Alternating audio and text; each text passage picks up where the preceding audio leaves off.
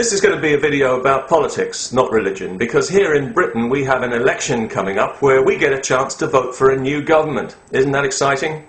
In a democracy, of course, you always get a choice. Do you want to be governed by the red or by the blue? It's entirely up to you.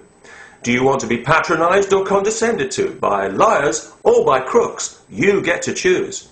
Would you prefer your fundamental values to be insulted or ignored by con men or by charlatans? In short, do you want your influence to be 0 or nil? And when would you like to be listened to? Never or not at all? It's your choice. Do you want some more choice? Take it or leave it. Now there is a real choice. Some people say we should have proportional representation in Britain. I'd be happy with any kind of representation, wouldn't you? I would like to see a new government, and part of me doesn't really give a damn who's in it as long as it doesn't include anybody from the Labour Party, an organisation that's shown itself to be without shame or principle, both spineless and authoritarian, both cowardly and warmongering at the same time. Personally, I'd be voting for the UK Independence Party because I want to see the laws of this country made in this country by people who live here and who are accountable. And I don't think that's too much to ask.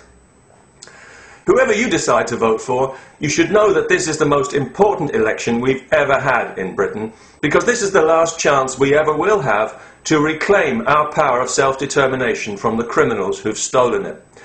So much of our autonomy has been handed to the European Union, where 75% of our laws now come from. That at this rate, come the next election in 5 years' time, our government will no longer be a government worth the name, and this country will have ceased to exist as an independent nation. And if you vote Conservative or Liberal Democrat or Labour in this election, and God help you if you vote Labour, you'll be helping to bring this about, and you'll be helping to put an end to democracy in the United Kingdom. Is that really what you want? Because all three main parties are absolutely committed to seamless integration into the coming European superstate, and none of them intend to give the British people any say in the matter at all. Whatever that is, it's not democracy. Time and again in Europe we've seen that the people's voice, the only voice that should count in a democracy, is the only voice that doesn't count. As every popular vote that's inconvenient to the ruling class is either ignored or overturned, because votes are merely window dressing to the European Union, which was purposely designed from the outset to be undemocratic, as a kind of bourgeois model of the old Soviet Union, where everything is regulated and no decision makers are accountable to anyone. It's ruled by a council of appointed commissioners who can do what they like and who can't be removed by popular vote, because actual democracy is just too unpredictable, and people have already shown they can't be trusted to vote the right way, and that's why the European people are now being eased out of the governing process and led nose first into a federal dictatorship by a self-serving political class who have become a law unto themselves. In Britain, they've shown themselves time and again, not just with the European Union, but with other major issues like the war in Iraq, the multicultural nightmare, the banking bailouts. These history-shaping events were never subject to any kind of popular vote, and everyone knows that if they had been, none of them would have happened.